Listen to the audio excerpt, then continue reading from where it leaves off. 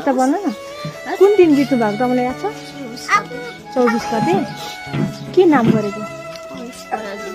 अनिस पलाजी कान्छी यहाँ बस्छ उसको उहाँकै छोरा हो छोरा कि छोरी छोरा ल यहाँ बस्छ नि त मम्मीसित बस्छ अनि उहाँ एकजना पनि हो अनि उहाँ चाहिँ तपाईँ चाहिँ बुवा हो बिचार रोइरहनु भएको थियो अघिदेखिबाट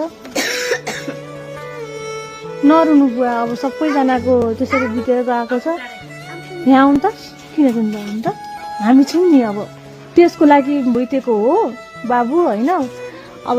अब भ्रष्ट नेताहरूकोले गर्दाखेरि अति नै भएको थियो अनि उसले माथिबाट हेसिरहेको छ उसले मैले राम्रै गरेँ होला मेरो बाबुलाई रुवाएँ होला तल देश यो जुन नेपाल आमाकोलाई चाहिँ रुवाइन न्याय दिएर मऱ्यो भनेर सोचिरहनु भएको छ क्या तपाईँ नरुनुहोस् त बुवा हामी छौँ नि अब त हामी छौँ नि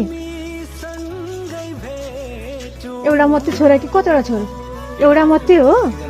ए बहिनी नरौ त तिमी नरौ त हामी छौँ नि यहाँ आऊ त के तिमी नाम भन त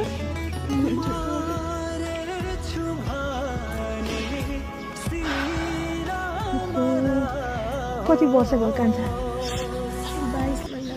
तिमी नरौ त नरौ त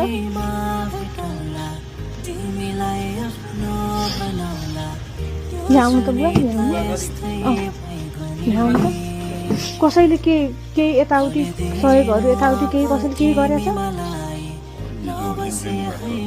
आउनु भएको ए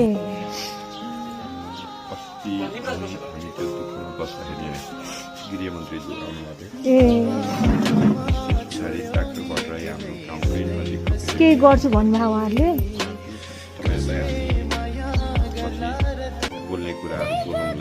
उहाँ बाबु पनि है कति वर्षको तिमी 14 वर्षको लाग्यो छोरा कति वर्षको हुनुहुन्थ्यो अलि एजको हुनुहुन्थ्यो अरे भन्ने सुनेको थिएँ मैले है हो 42 वर्ष लागे पनि जेन्जीको आन्दोलनमै जानु भनेर कुरा आएको थियो ए त्यही त अब ए नमस्ते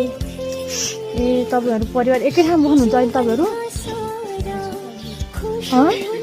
तिम्रो माइत कहाँ लमजुङ हो ए भोटेवटातिर हो क्या हो ए त्यही त एकदमै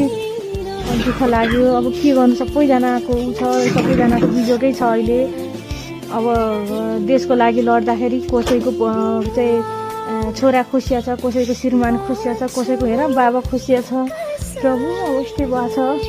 अब हामीले चाहिँ केही सहयोग ल्याएको छौँ के बहिनी तिमीलाई अब केही अरू भयो भने नाना बानालाई त केही गर्नु पऱ्यो नि है केही भनेर